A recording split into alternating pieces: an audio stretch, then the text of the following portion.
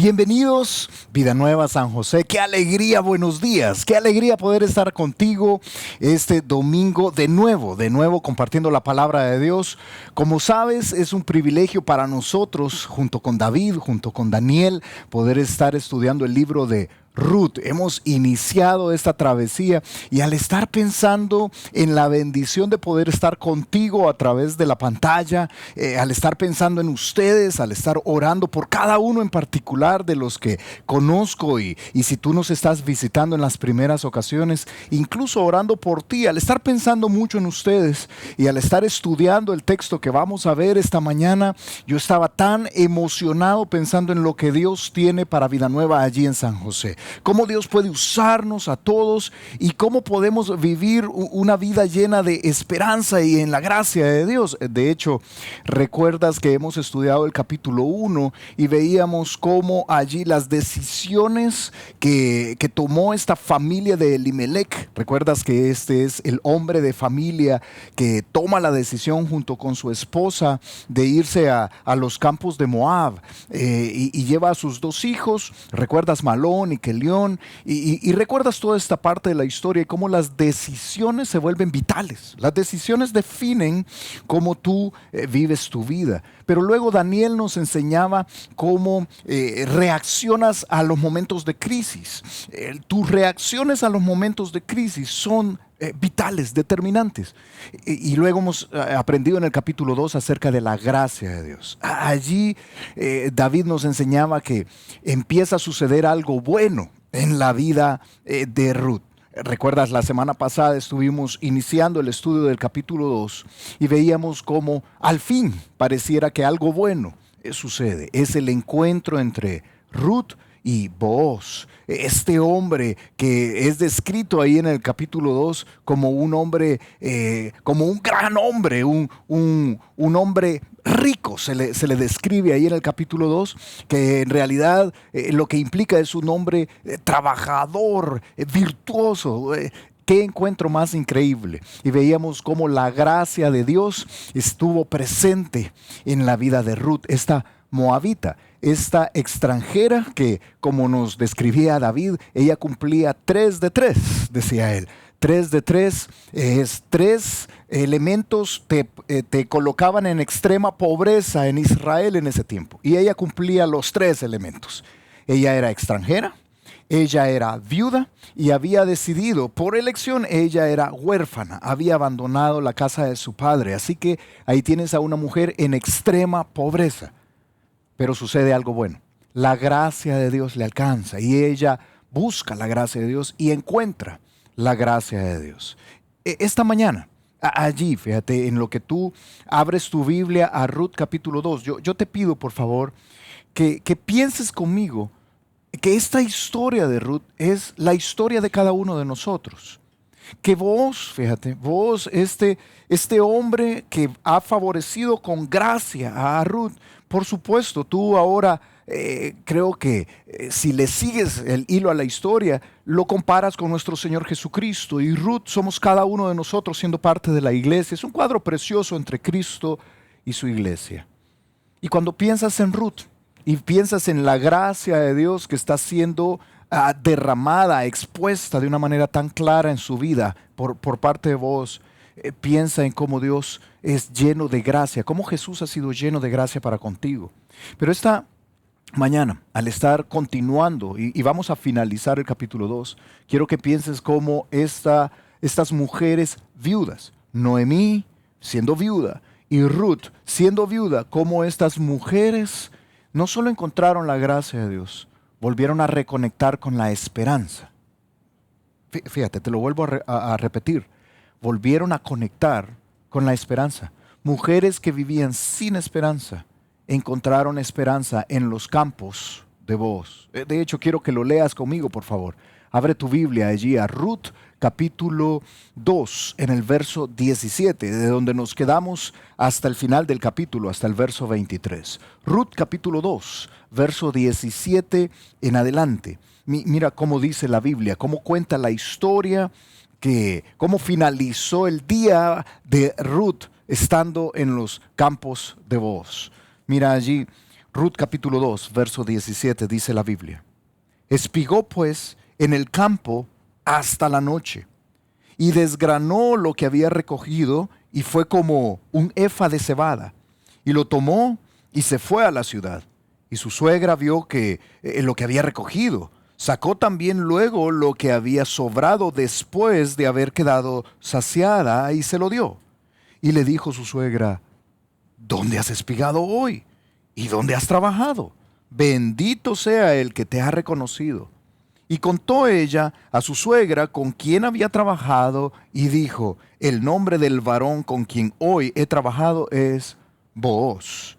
Y dijo Noemí a su nuera, sea él bendito de Jehová, pues que no ha rehusado a los vivos la benevolencia que tuvo para con los que han muerto. Después le dijo Noemí, nuestro pariente es aquel varón y uno de los que pueden redimirnos. Y Ruth, la moabita, dijo, además de esto, me ha dicho, júntate con mis criadas hasta que hayan acabado toda mi siega. Y Noemí respondió a Ruth su nuera, mejor es, hija mía, que salgas con sus criadas y que no te encuentren en otro campo. Estuvo pues junto con las criadas de Booz espigando hasta que se acabó la siega de la cebada y la del trigo, y vivía con su suegra. ¿Qué forma más bonita de terminar el capítulo 2? ¿Estás de acuerdo? Es un capítulo que termina con mucha esperanza. Casi dan ganas de ponerle música a la historia. Si tú eres, y ahora que estamos en un cine, ¿sí? Si tú te imaginas la película y te imaginas a esta mujer pobre, ¿sí? o más bien parece novela mexicana, ¿estás de acuerdo? De estas novelas donde la mujer pobre pareciera que está teniendo una relación muy cercana con el dueño de la finca, ¿sí? Pues si tú creías que esos guiones eran modernos, es tan antiguo como la historia del tiempo de los jueces de hace tantísimos años. Eso es lo que está sucediendo acá. Es fabuloso, es increíble.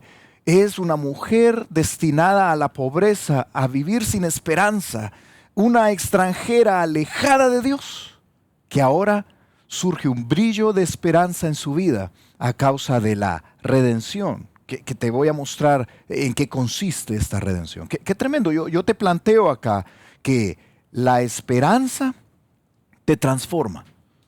Por favor, te lo repito, escúchalo. La esperanza te transforma. Pocas cosas son tan terribles como vivir sin esperanza. La Biblia dice que cuando estábamos en este mundo vivíamos, dice Efesios capítulo 2, sin esperanza y sin Dios en el mundo. Qué terrible vivir sin esperanza. De hecho, te planteo que la esperanza que tienes sobre el futuro transforma la manera en que vives el presente. La esperanza que tú tienes acerca de qué va a suceder en el futuro transforma la manera en que tú operas, tomas decisiones y vives en el presente. Hubo un hombre, un psiquiatra, psicólogo también, que era judío, que estuvo en los campos de concentración durante la Segunda Guerra Mundial.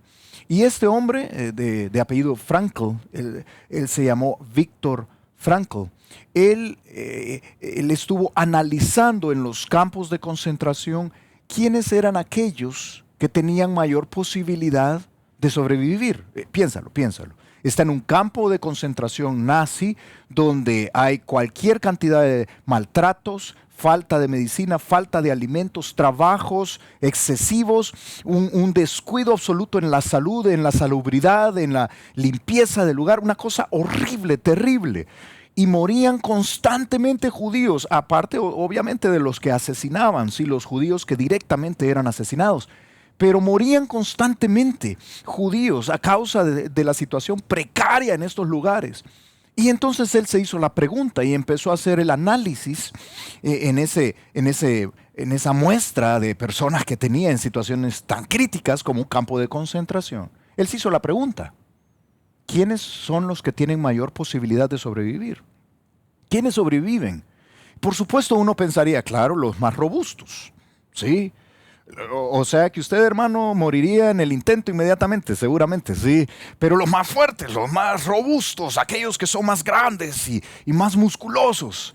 No eran ellos. No era el factor común de aquellos que sobrevivían.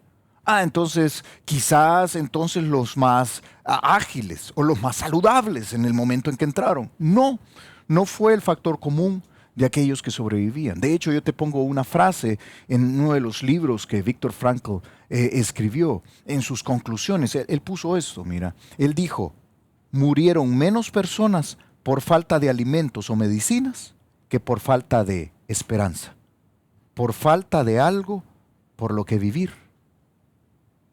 El factor común de aquellos que lograron sobrevivir a los campos de concentración, decía él, en un alto porcentaje era la esperanza. Tenían la esperanza de sobrevivir. Cuando se perdía la esperanza, empezaban a morir. Cuando perdían algo por lo cual querer vivir, empezaban a morir. No necesariamente por falta de alimentos ni por falta de medicinas. Qué tremendo hallazgo, qué tremenda conclusión.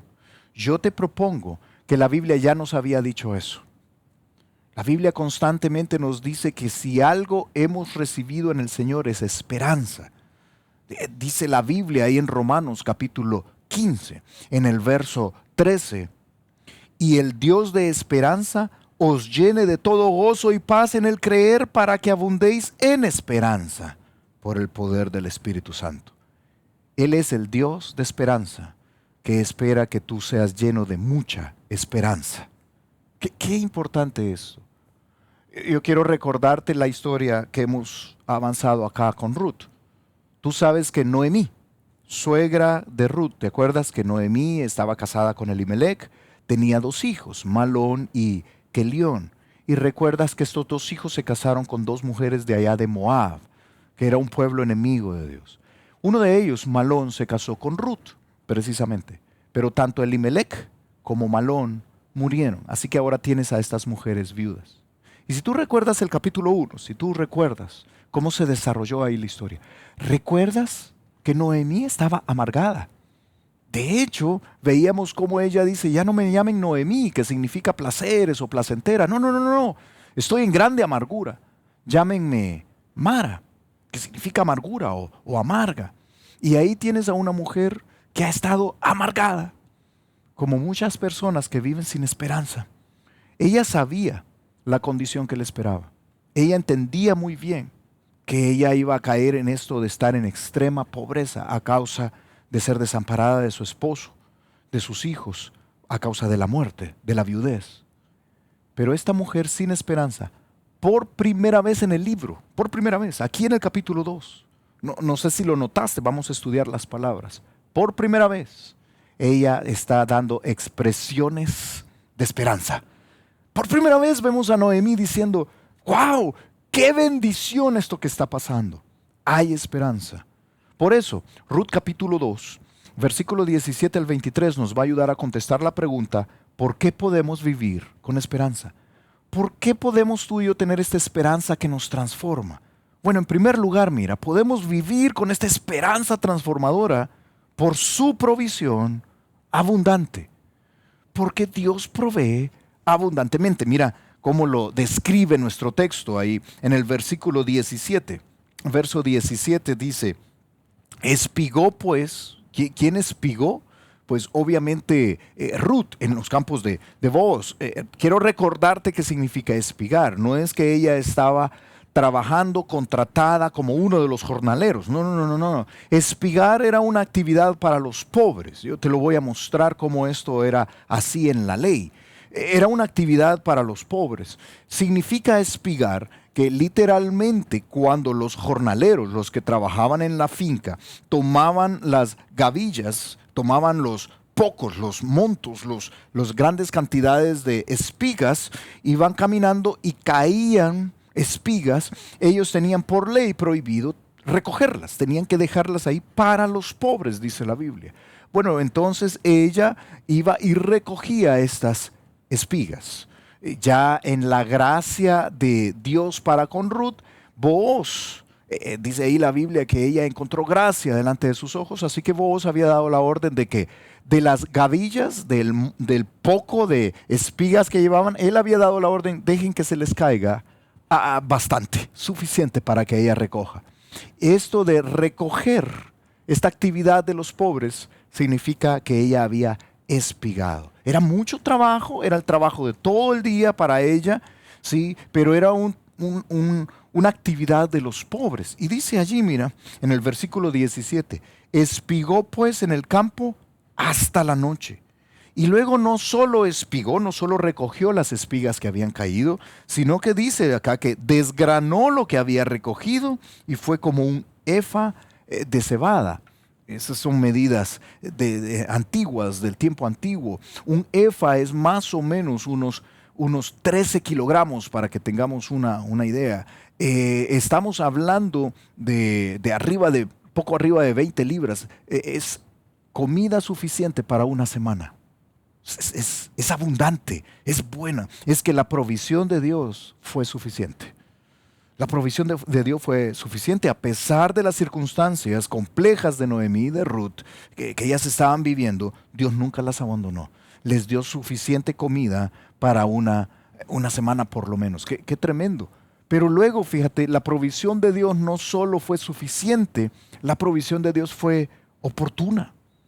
Dice ahí la Biblia en el versículo 18, si tú lees tu Biblia, dice que luego que recogió como un efa de cebada, como toda esta cantidad de grano, dice el verso 18, y lo tomó y se fue a la ciudad. Obviamente estaba fuera de la ciudad, entonces se fue a la ciudad y su suegra vio lo que había recogido. Era evidente la cantidad de grano que había recogido.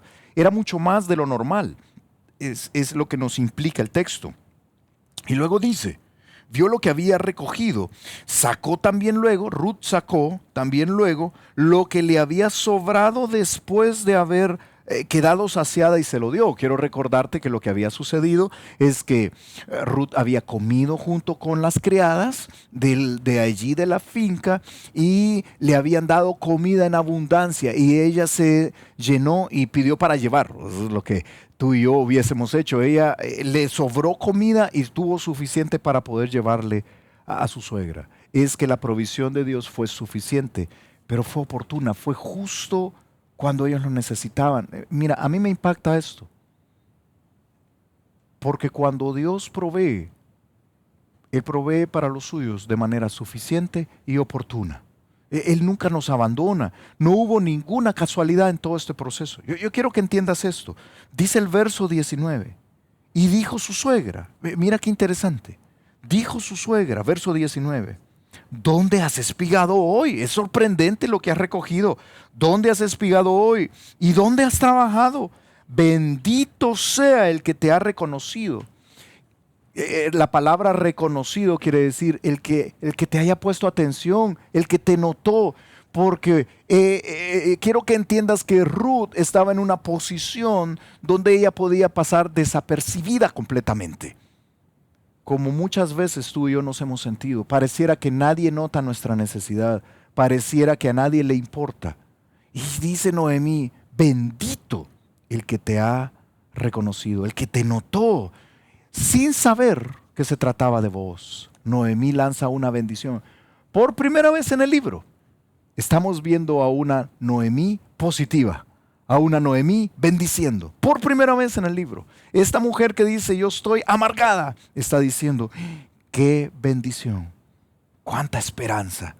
Y dice, bendito el que te ha reconocido. Y mira el final del verso 19. Y contó ella a su suegra con quien había trabajado y dijo, el nombre del varón con quien hoy he trabajado es Booz. Parece película, ¿verdad? Qué tremendo. Porque ella sabía que Booz, vamos a ver en el relato, ya lo leíste conmigo, que Booz era un pariente cercano. El hombre con quien yo he trabajado es Booz. Es que no se trataba de una casualidad. Se trataba del cuidado de Dios por Ruth y por Noemí. Porque, mira, la provisión de Dios es oportuna.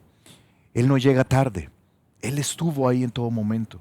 Es más, Él había orquestado cuidar a las viudas. Allí en Levítico capítulo 23, verso 22, está esta ley de la cual yo te hablaba, que no podían recoger aquello que se les había caído porque era para los pobres. Dios tiene cuidado de su pueblo.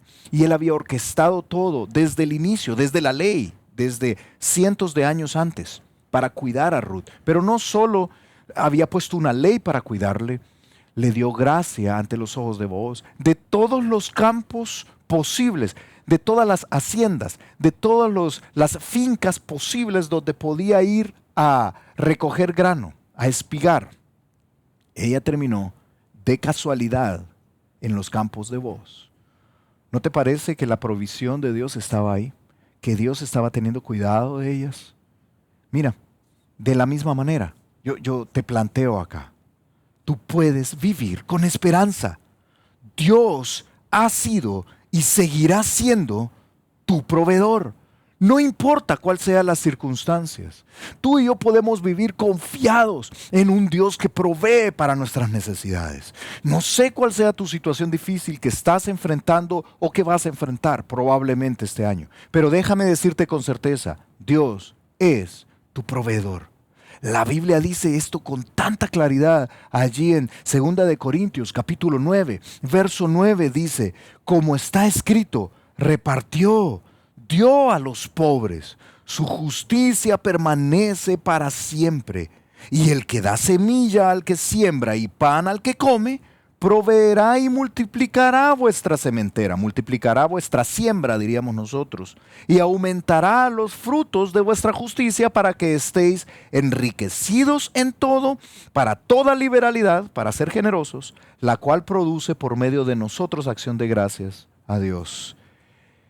El que da semilla, el que provee para todos, proveerá abundantemente para tu vida. No sé cuál sea la situación que tú puedas estar enfrentando, pero Dios proveerá, sigue siendo una promesa para tu vida. Fue el proverbista quien dijo, aún yo no he visto todavía a un justo desamparado, ni a su simiente que mendigue pan. Dios provee. Ahora quizás tú dices, sí hermano, pero yo estoy pasando por desempleo terrible. Yo estoy pasando por necesidad. Aún en medio de esa necesidad, déjame decirte esto con la autoridad de la Biblia. Dios proveerá. ¿O no has visto la provisión de Dios? Ruth no estaba en este momento en una situación de bonanza. No estaba comprándose el último vehículo de la agencia y no estaba necesariamente comprando la ropa de moda. Pero la provisión de Dios había sido suficiente y había sido oportuna, como lo ha sido en tu vida y como lo seguirá siendo. Mira, qué tremenda promesa en la cual podemos basar nuestra esperanza. Por eso vivimos con esperanza. Dios proveerá. Ahora, quizás tú dices, hermano, pero yo le he estado pidiendo por el televisor de 81 pulgadas para ponerlo en el baño social y no me lo ha dado, Señor. Sí, es que no estamos hablando, fíjate, de gustitos o de cosas innecesarias. Estamos hablando de que Dios es un proveedor para tus necesidades. Y es más, te propongo que no solo ha provisto para tus necesidades, te ha provisto más de lo que necesitas. ¿Para qué? Como dijo Pablo ahí en 2 de Corintios, para repartir con liberalidad, para ser generosos. Dios proveerá, sigue siendo la promesa de Él. Por eso vivimos con esperanza. Dice Noemí, bendito sea de Dios este que te reconoció. Qué bueno, qué bendición la provisión de Dios. Pero en segundo lugar, ¿por qué podemos vivir con esperanza? Podemos vivir con esperanza por su protección amorosa. Dios te protege por su protección amorosa. Mira cómo lo dice allí, cómo es la protección que se describe acá. Quiero que notes que acá Noemí va a decir que Dios ha tenido protección de ellas, Dios las ha protegido en el pasado, Dios las protege en el presente y Dios las va a proteger en el futuro. Te lo vuelvo a decir, esto es lo que va a decir Noemí. Ella ahora viviendo con esperanza, una esperanza que la ha transformado, que era una mujer llena de amargura y ahora es una mujer llena de esperanza, esta esperanza transformadora. Noemí ahora analiza las cosas desde otra perspectiva. Y llena de esperanza ella dice, Dios nos ha protegido, ha sido nuestra protección en el pasado, va a ser nuestra protección en el futuro y es nuestra protección en el presente. Eso es lo que va a decir, mira, como lo dice nuestro texto ahí, el verso 20. Cuando ella escucha que ha sido Booz, dice el verso 20, y dijo Noemí a su nuera, sea él bendito de Jehová, pues que no ha rehusado a los vivos la benevolencia que tuvo para con los que han muerto. ¿Qué quiere decir esa frase? ¿Sabes qué está diciendo Noemí? Noemí dice, es vos, que sea bendito de Jehová, porque Jehová no ha rehusado a los vivos la bondad, la benevolencia que ha tenido para con los muertos. Es que mira, hija, esto es lo que le está diciendo Noemí. Jehová, Dios, ha sido bueno. Y yo espero que tú puedas decir amén a esto. Dios ha sido bueno. Esa es la benevolencia. Dios fue bueno con mi esposo Elimelech. Eso es lo que está diciendo Noemí. Dios fue bueno con Malón y Kelión. ¿Ves el cambio en Noemí? Ahora está llena de esperanza y ahora ve su pasado y entiende que la protección de Dios estuvo ahí en todo momento. Y ella dice, Dios fue bueno con Elimelech, con Malón, con Kelión. Y Él no nos ha negado ahora a nosotros los vivos, no nos ha negado su protección, su benevolencia. Mira, hermano, qué tremenda conclusión a la que llega Noemí. Porque la protección de Dios ha estado en el pasado, pero también es una protección futura. Dice ahí el verso 20, sea él bendito de Jehová, pues que no ha rehusado, Jehová no ha rehusado a los vivos la benevolencia que tuvo para con los que han muerto. Después le dijo Noemí, nuestro pariente es aquel varón y uno de los que pueden redimirnos. ¡Wow! ¡Qué expresión esta! Le dice, ¡hey! Le dice Noemí a Ruth, tienes que entender algo. Dios ha sido bueno, la protección pasada ha estado ahí, pero Dios nos está proveyendo desde ya una protección futura. Él es un pariente cercano y uno de los que puede redimirnos. Ahora, ¿qué significa que puede redimirnos? Bueno, la redención, fíjate, la redención es un término bastante lejano, alejado de nuestra cultura muy occidental, alejado muy de las tradiciones y la cultura de ahí de Costa Rica. ¿Sí? No es definitivamente algo que los ticos van a entender naturalmente porque no existe ni existe ni la esclavitud como tal, ni tampoco existe la ley de la redención como tal en nuestras sociedades. ¿Sí? Así que voy a tratar de hacer mi mejor esfuerzo para resumirte de una manera muy sencilla en qué consistía la redención. Yo te coloco acá un texto en grande, Deuteronomio capítulo 25, del verso 5 al 10. Te pido por favor que tú lo leas por cuestiones de tiempo. No voy a buscarlo ni voy a leerlo para ti, pero voy a tratar de exponértelo, de explicártelo. Deuteronomio 25 del 5 al 10, que era esto de la redención por un pariente cercano. Y es que básicamente para el pueblo de Israel, el nombre, ¿sí?, y la tierra significaban todo. Desde el inicio, desde la promesa de Dios a Abraham. Quiero que entiendas que cuando Dios aparece, Jehová, Dios Padre aparece a Abraham, allá en Génesis 12, te estoy hablando de los inicios del pueblo de Israel como de los hebreos como nación, allá en el tiempo de Abraham, lo que Dios le promete es una tierra donde Él lo iba a llevar. Vete de tu casa, de tu parentela, a la tierra que yo te daré. La tierra era parte de la promesa clara para ellos, para los hebreos. Tanto es así que Abraham llega a la tierra donde Dios le había prometido que iba a ser su heredad. Y él no compra nada. Dice la Biblia en Hebreos que él no compró ninguna propiedad, excepto un sepulcro. Porque si algo anhelaba un buen judío y anhela un buen judío es resucitar en la tierra que ha sido su heredad. Es una cuestión de herencia y de heredad. De hecho, luego tú ves al hijo de Abraham, Isaac, luego teniendo Isaac a Jacob, quien es llamado Israel por Dios. Dios le llama Israel, de ahí viene pues por supuesto los israelitas. Y si tú sabes algo de los patriarcas, aguántame un poco de historia en esto. Jacob tiene 12 hijos, entre los cuales tienes a José. José se vuelve el segundo hombre más poderoso en la tierra, en el imperio egipcio, y en Egipto él muere y pide, esto es lo que pide José: cuando salgan de Egipto y vayan a la tierra que Dios ha prometido a nuestros padres, quiero que lleven mis huesos con ustedes y me entierren ahí. Así de importante es la herencia de la tierra para los judíos, para los israelitas. Así que, ¿qué sucedía cuando una persona tenía un hijo varón? Bueno, obviamente Dios me ha dado a mí 2 varones. ¿Qué sucediera si yo fuera judío y tuviera tierra? ¿Sí?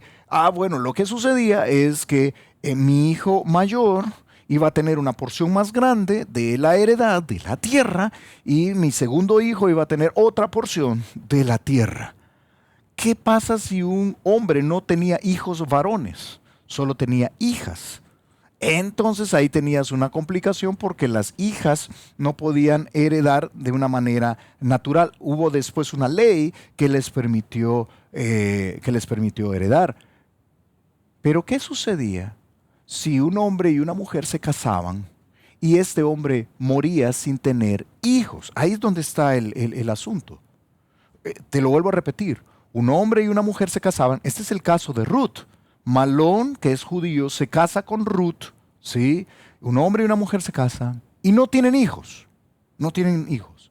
Y muere el hombre. ¿Puede este hombre heredarle esta tierra, esta posesión? ¿Puede heredársela a su esposa? Como lo haríamos el día de hoy. Tu esposo, hermana, si tú tienes un montón de propiedades, tu esposo tiene un montón de propiedades, ¿sí? Y quizás tú dices, no, hermano, usted no sabe, ¿verdad? Tiene un montón de deudas. Pero digamos que tu esposo tiene un montón de propiedades. Entonces, lo que harías es, sí, él pone en un testamento que me lo va a dejar a mí o me pone de beneficiaria en todo y ya eso me queda a mí. Ok, eso no era posible en este tiempo antiguo y no era posible en los judíos. O sea que si Malón muere, él tenía derecho a tierras, ¿sí? Él tenía posesión en tierras, así es, en la tierra prometida, así es. Entonces Ruth debía de heredarlas. No heredaba nada. Y entonces, ¿cómo podía esta familia volver a recuperar esas tierras? Esa es una buena pregunta. La pregunta fue clave porque utilizamos la palabra recuperar, redimir, rescatar el nombre o el apellido, diríamos nosotros, y las tierras, las posesiones de este hombre. ¿Cómo podían ser rescatadas? Eso es la redención. ¿Cómo se hacía? Bueno, el pariente más cercano, de hecho, si tú lees Deuteronomio 25, dice su hermano, el hermano de este que ha muerto, debía tomar por mujer a la viuda. Y el primer hijo varón que tuviesen, entonces iba a ser dueño de la heredad de su hermano. Y así recuperaban la propiedad y seguían con el linaje. Eso era redimir, rescatar las tierras y el nombre. Interesante. Pero Malón murió y murió su hermano Quelión. Entonces comenzaba algo que se llamaba el pariente más cercano. Comenzaban, tú sabes cómo funcionaría, primos en primer grado, primos en segundo grado, y comenzaban a buscar, o tíos probablemente, y comenzaban a buscar el pariente que estuviese relacionado de manera más cercana, de manera consanguínea. A esto se le llamaba el pariente más cercano. Ahora, entendiendo esto, vuelve a leer conmigo, por favor, el final del verso 20. La última, después del punto allí en el verso 20. Después le dijo Noemí, nuestro pariente es aquel varón. Ahora tú entiendes, es un pariente cercano y uno de los que pueden redimirnos. ¡Wow! ¿Sabes qué está diciendo Noemí? La protección de Dios ha estado ahí presente en el pasado y Dios ya nos está proveyendo una protección para el futuro. Tenemos ahora esperanza porque hay aquí un pariente que puede redimirnos en el futuro. Y viene Ruth y le dice, quiero contarte otra buena noticia. La protección de Dios no solo ha estado en el pasado, la protección de Dios no es solo proveer su protección para el futuro por medio de la redención que quizás puede hacer este hombre. La protección de Dios está presente en este momento. Está con nosotros en el presente. Mira cómo le dice allí Ruth en el versículo 21. Y Ruth, estoy en el verso 21 del capítulo 2. Y Ruth la moabita dijo, además de esto me ha dicho, júntate con mis criadas hasta que hayan acabado toda mi siega. No solo en el futuro viene la protección de Dios. Le dice Ruth, quiero que sepas que ya tengo empleo. La protección de Dios está, ya mañana voy a ir y pasado mañana hasta que se acabe la siega, que probablemente era algo de unos cuantos meses, unos pocos meses. Y tienes ahí la protección de Dios en el pasado para con los muertos, la protección de Dios para con ellas en el futuro por medio de la redención y la protección de Dios en el presente por medio del trabajo. Dime si no es cierto que Dios actúa así para con nosotros. Yo te lo planteo de esta manera. Dios nunca te ha abandonado y Él nunca te abandonará. Él es tu escudo y tu protección. Yo te lo vuelvo a repetir. Dios nunca te ha abandonado y Él no va a comenzar el día de hoy. Yo no sé cuál sea tu circunstancia difícil en la cual estés atravesando, pero te digo esto con la autoridad de la Biblia. Él ha sido tu protección en el pasado. Él será tu protección en el futuro y Él sigue siendo tu protección en el presente. Mi hermano, mi hermana, la situación, quizás tú estás diciendo, hermano, pero quizás porque usted no vive aquí en San José, viera que en Heredia o en Alajuela o aquí en San José la cosa está fea, la economía está terrible. Mire, aquí las cosas son caras. Por cierto, la última vez que yo estuve ahí, tuve el privilegio de estar con muchos de ustedes ahí, abrazarnos y estar juntos. Qué caro está Costa Rica realmente. Uno dice, qué costoso está, y uno dice, qué terrible. Escúchame. Dios es tu proveedor y Dios es tu protector. Por eso los creyentes vivimos con esperanza. Por eso tú y yo somos de aquellos que podemos caminar con tranquilidad en medio de la tormenta. Por eso el creyente, el cristiano que entiende estos principios, puede vivir con esperanza. Es que eso hace toda la diferencia. Dios es mi protección, no importa lo que suceda. De hecho, mira lo que dice la Biblia. Me encanta este salmo, el Salmo 18, verso 2, dice allí la Biblia, Jehová, roca mía y castillo mío y mi libertador, Dios mío, fortaleza mía, en Él confiaré, mi escudo y la fuerza de mi salvación, mi alto refugio. ¿Cuántos nombres descriptivos de cómo Él es nuestra protección? Quizás tu trabajo está en riesgo o probablemente un negocio, tú dices, no, esto no va a salir bien. O probablemente tú dices, mi salud está en riesgo. Yo no sé cuál sea tu situación, pero sé algo con certeza. Él es nuestro amparo, nuestra fortaleza, nuestro castillo, nuestro escudo. Él es nuestra protección. Noemí ahora vive con esperanza. Luego de ser una mujer amargada, ahora dice, bendito sea Dios que nos protegió en el pasado, nos va a proteger en el futuro y nos protege en el presente. Qué tremendo dice la Biblia. Mira, un pasaje que para mí es muy, muy personal. Déjame contarte rápido esta historia. Allá en el año de 1999, aquí te abro una historia muy de mi familia, muy personal. En el año de 1999, en diciembre, mi hermano murió de un aneurisma cerebral. Mi mejor amigo en la vida, mi compañero de ministerio, mi compañero en la universidad, habíamos hecho todo juntos. Y mi hermano murió, primogénito de mis papás. ¿Te puedes imaginar? Un aneurisma cerebral, fue totalmente asintomático, no había ningún síntoma, no se pudo prevenir de ninguna manera y fue muerte súbita. Es decir, él estaba sano completamente y estaba de repente viendo televisión y ¡puc!, murió, como que se apagó inmediatamente y murió. Fue algo terrible para nosotros, fue fuerte. Y yo recuerdo estar en una de las playas del Salvador llorando. La playa estaba sola, sin nadie ahí. Yo estaba orando y llorando y diciéndole al Señor, Señor, qué terrible esto que estamos viviendo, me hace falta mi hermano, realmente qué duro esto. Y entonces vino este pensamiento a mi mente. Probablemente yo soy la petición 1.728.500 en tu lista. O sea, ¿quién no ha perdido a un familiar?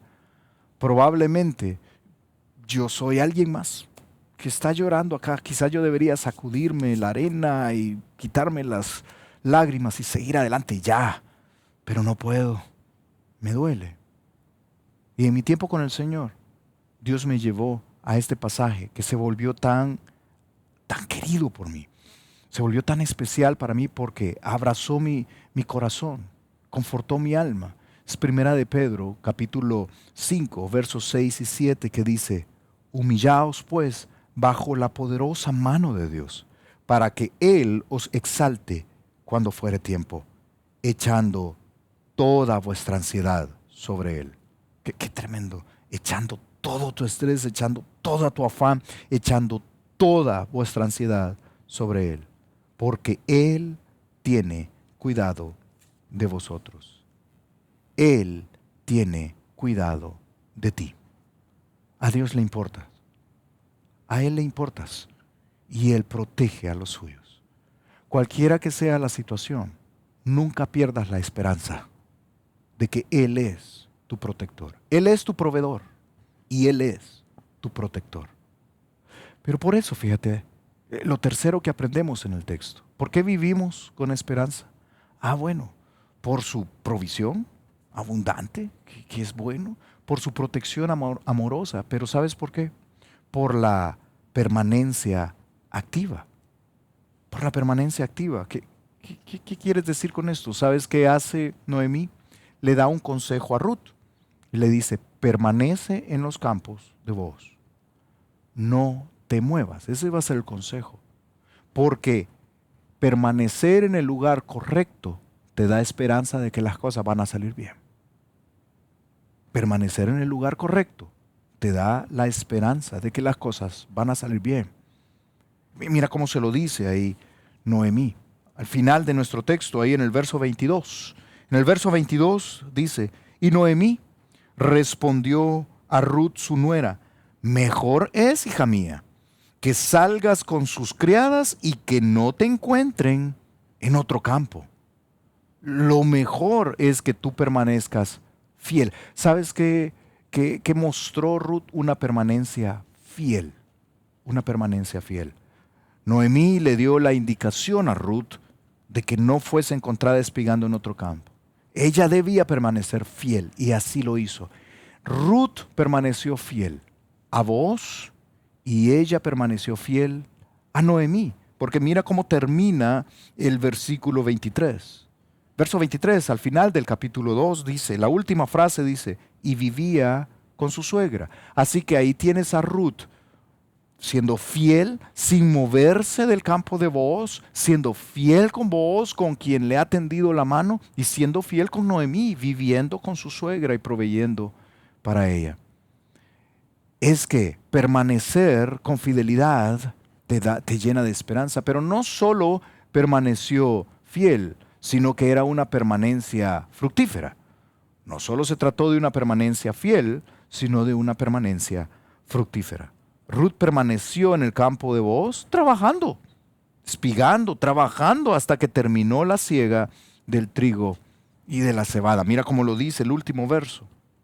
Verso 23. Estuvo pues junto con las criadas de Booz, espigando, hasta que se acabó la siega de la cebada y del trigo, y vivía con su suegra. Sí, era una permanencia fiel, pero era una permanencia fructífera.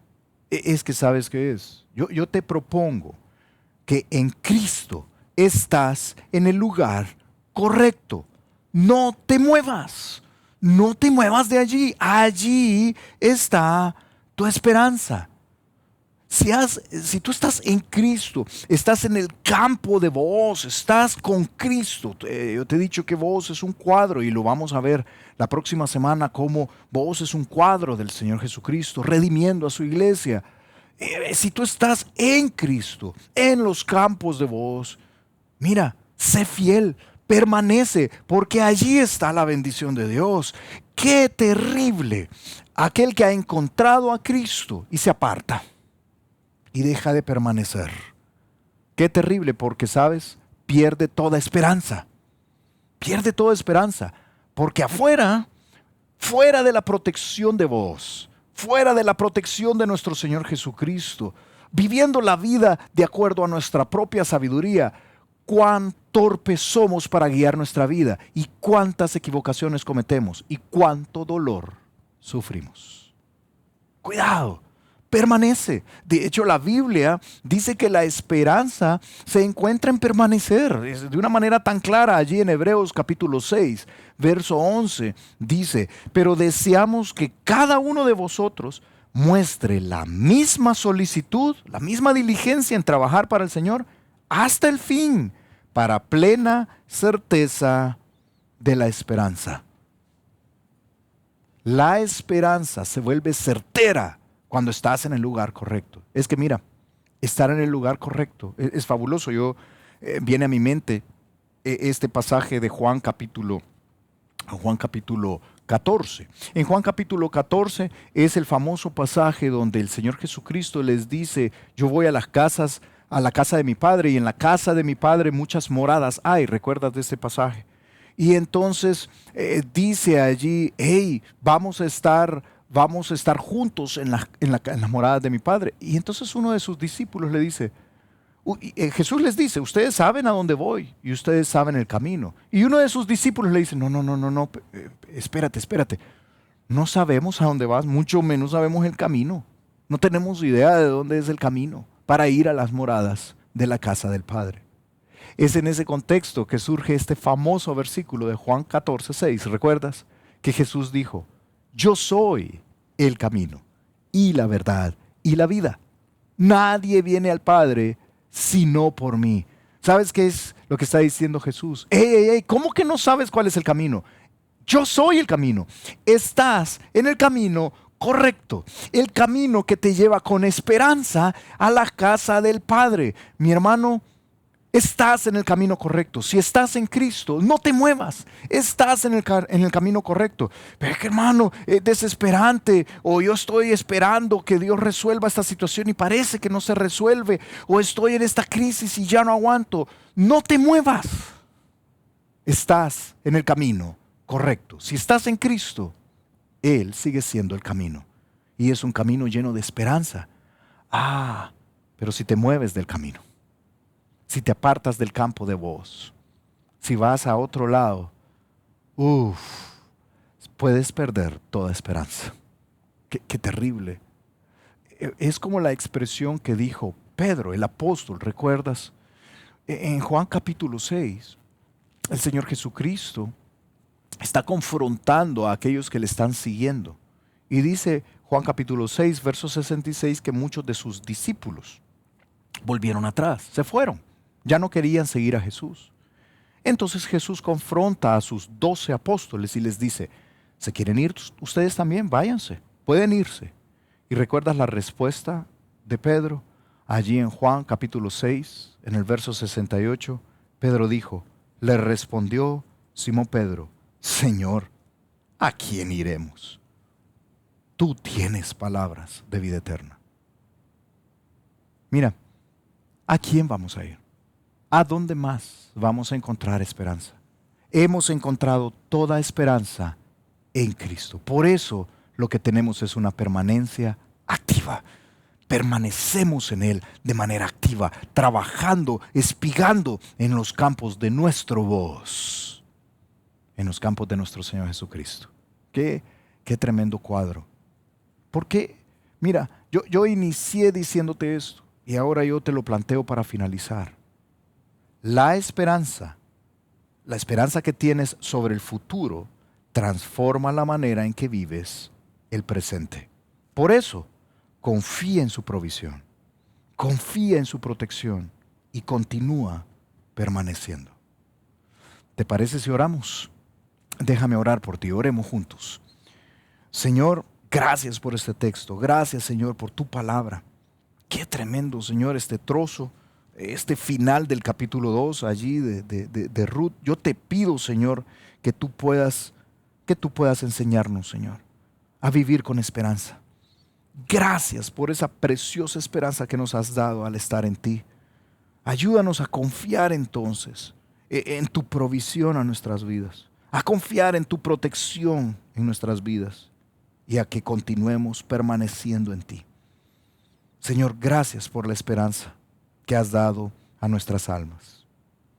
Y en esta actitud de oración, todos con la cabeza inclinada en una actitud reflexiva, probablemente tú estás acá y tú nunca le has pedido a Jesús que entre a tu vida y que perdone todos tus pecados.